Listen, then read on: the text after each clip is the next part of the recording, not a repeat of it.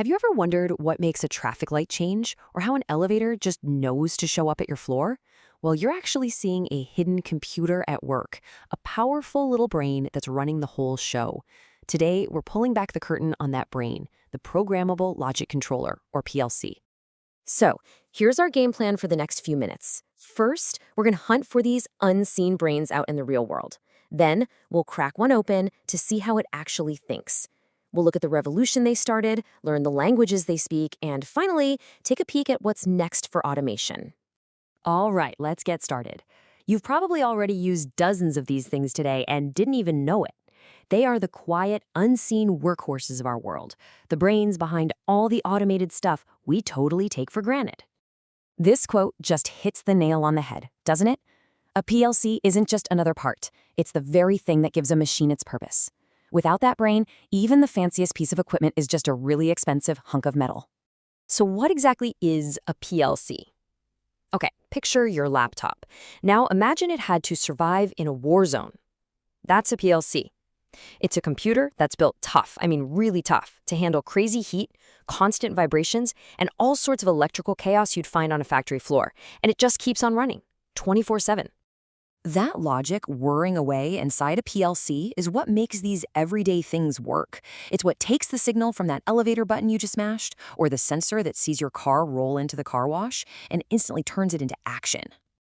And in the industrial world, oh man, PLCs are the real MVPs. They're basically the conductors of a huge automation orchestra. They control the conveyor belts moving our stuff, the robotic arms building our cars, and the machines that fill and cap millions of bottles, day in and day out. And it doesn't stop at the factory, not by a long shot. They're out in solar farms, tilting panels to follow the sun. They're inside high-tech greenhouses, dialing in the perfect environment for plants. They're even in those fancy parking garages, guiding you right to an open spot.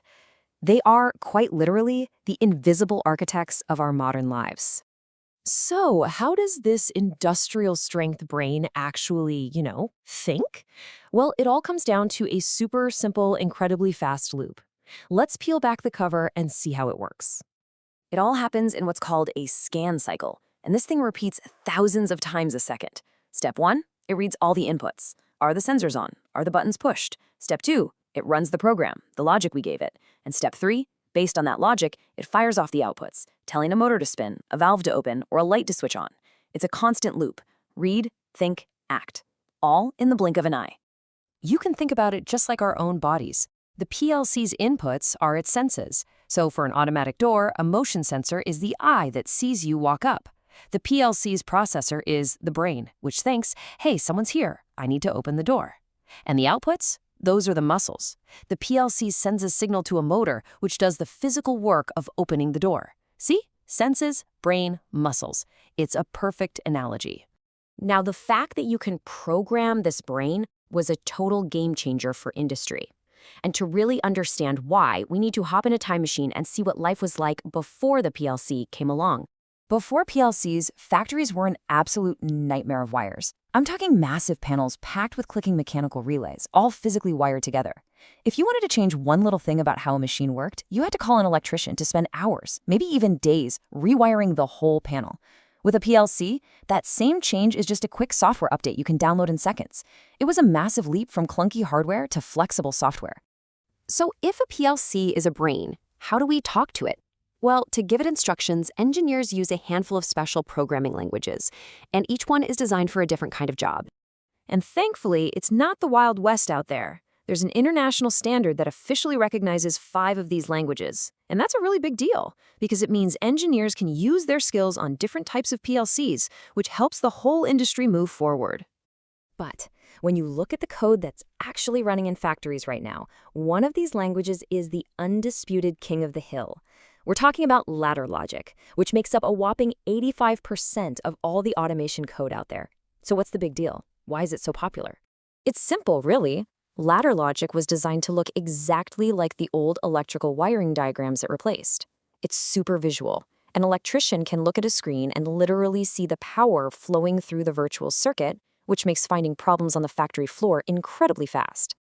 Now, on the complete other end of the spectrum, you have structured text. This is a powerful text-based language that looks a lot like Python or C. If you need to do some serious math, crunch a bunch of data, or write a complex algorithm, this is the tool you reach for. For managing processes that are always running, there's function block diagram. This is another visual language where you basically connect different blocks, like timers, counters, or math functions, to build your logic. It's perfect for things like keeping the temperature in a tank just right, or precisely controlling the flow of liquid in a pipe.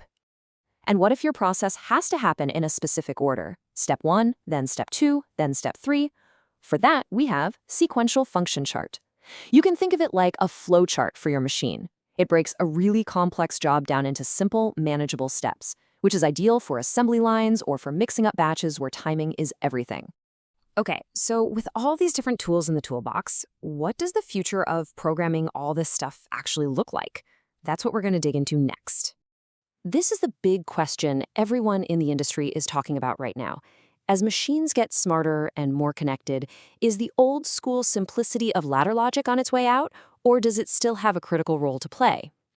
You've got some powerful forces pushing for change. Modern automation has to do way more complex math, it needs to talk to databases and the cloud. Plus, you have a whole new generation of engineers coming in who grew up on text-based programming and prefer the power of something like structured text. But here's the thing. The future isn't about one language replacing another. It's about them working together. Modern systems let you build a hybrid solution. You can have your main program running in simple ladder logic, but when it needs to do some heavy lifting, it can call a special function written in structured text. You get the best of both worlds. And that's really the key takeaway here. The future is all about coexistence, not replacement. Every language has its place. Ladder logic is still king for quick and easy troubleshooting on the factory floor, while structured text is going to handle all the complex data stuff. So the real question isn't about which language is going to win, it's about how we can cleverly combine all of their strengths to build the next generation of truly intelligent automation.